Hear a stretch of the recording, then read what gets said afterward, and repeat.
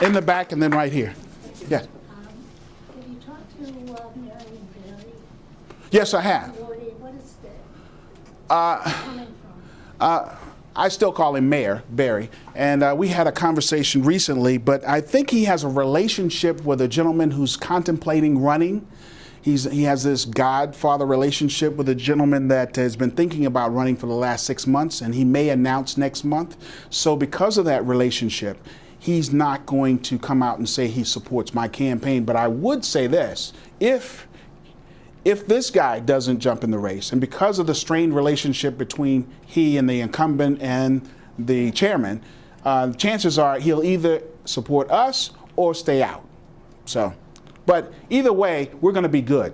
So I'm not worried about that. We're fine. Our platform is so tight, and it delivers hope with a plan that we don't really need endorsements from folks that really will only come to us as a third or fourth pick. No, I was more concerned that it might trip you up. Right. I know exactly what you're talking about. We don't need that. We're fine. Our ending generational poverty, that platform is so tight.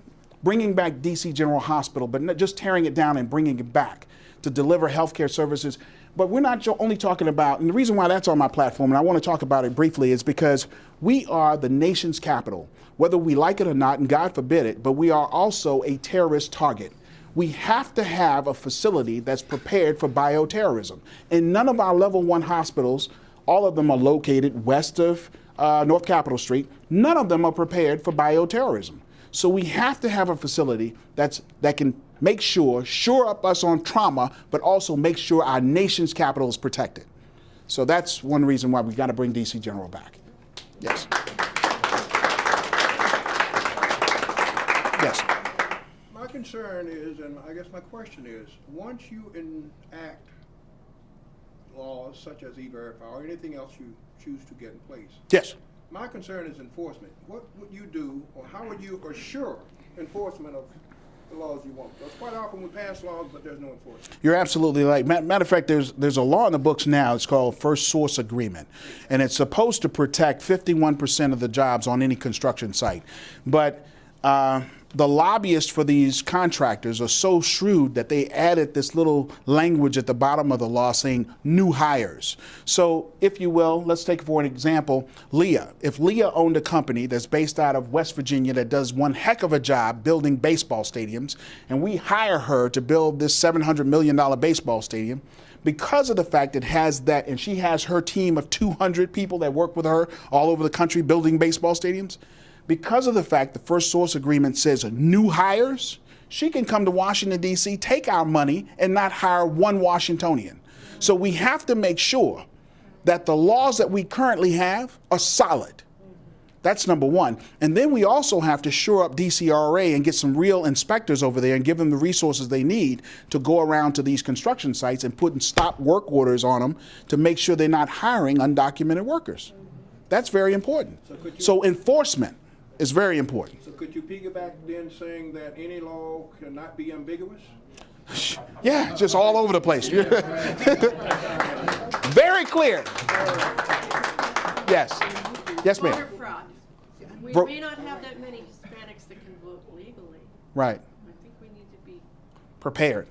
I think what we're going to do is there's certain, because DC is designed the way it is, we've got Ward 1 is a Latino-rich area, and if it were to come down to, counting the ballots and making sure folks were legal, I think the challenge would be Ward 1. Because if there's going to be an issue, they're not going to be in 7 and 8.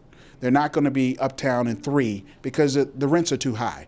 They're going to be mainly in pockets around Mount Pleasant, Columbia Heights, those areas of Ward 1. So if a challenge were to be needed, I would concentrate in Ward 1. But I'm prepared for that because we've had on our election campaign staff, we've had these discussions about where the problem would be. So yes, we've talked about that. Yes, ma'am. Absolutely. Yes, ma'am. Two things. I want to thank your wife for serving our country.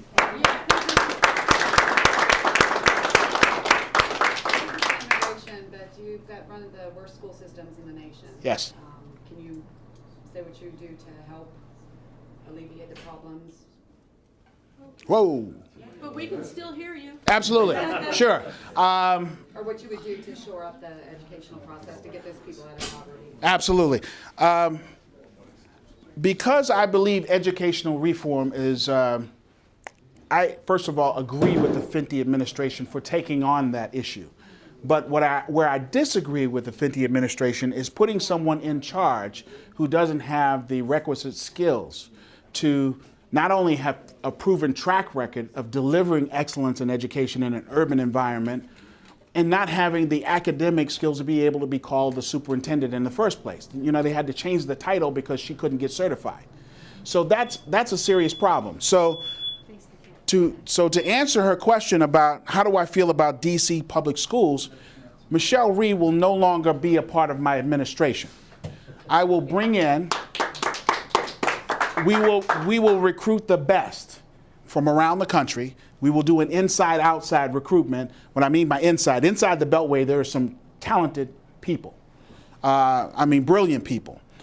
If we can't find what we need inside the Beltway, who actually understand the culture of Washington, D.C. and the problems unique to Washington, D.C., because there's so many masters that person will have to report to, not only myself, but Congress and anyone else. The point is we're going to have to find someone that really can connect with the community and make them feel like this is a new day, but instill a partnership between the parents and the teachers and that child, because they have to understand it doesn't work if there's a disconnect. And right now there's a disconnect. The teachers union is fighting. Right now you don't know whether there's a surplus in the budget or a deficit, so they use that to fire 266 teachers, which I thought was criminal. I do not trust the numbers in DC public schools. And I don't trust the numbers for DC government either. But that goes back to Mr. Gandhi.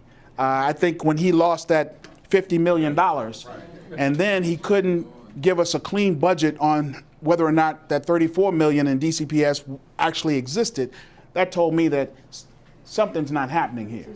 And so I've lost complete confidence in not only our chancellor, but also our CFO. So it's very important that we bring in someone that everyone can buy into his approach. I would mention a name, but certain members of my campaign team don't want me to throw out names, but I'm very excited about this one individual that I've done a lot of research on. So there's going to be some good things happening at DCPS. Trust me, there will. I just Yes. wanted you to also mention about bringing back the vocational education schools and the social workers. Sure, I'll get to that when I close. I saw a hand back here.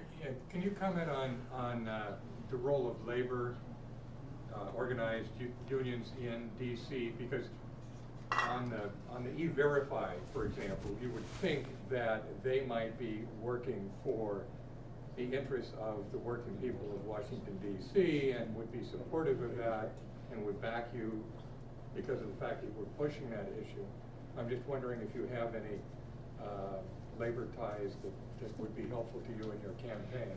I wish, Jack, I did. I have to tell you that. Within the first couple of months of announcing our campaign, I actually set up meetings to meet with the AFL-CIO. And while I was there meeting with them, they introduced me to representatives from this group called Jobs for Justice. And I don't know whether you know this or not, but they don't require that a person be documented to be a part of the union. So right then I started thinking, wait a minute, this is the AFL-CIO, American Federation for Labor, but they're not looking out for the best interest of American labor. But they see themselves as more global now.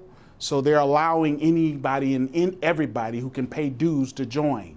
That's a problem. I have a fundamental problem with that because you really cannot have the best interest of American workforce and to protect our interests long term if you're allowing people who are undocumented to join.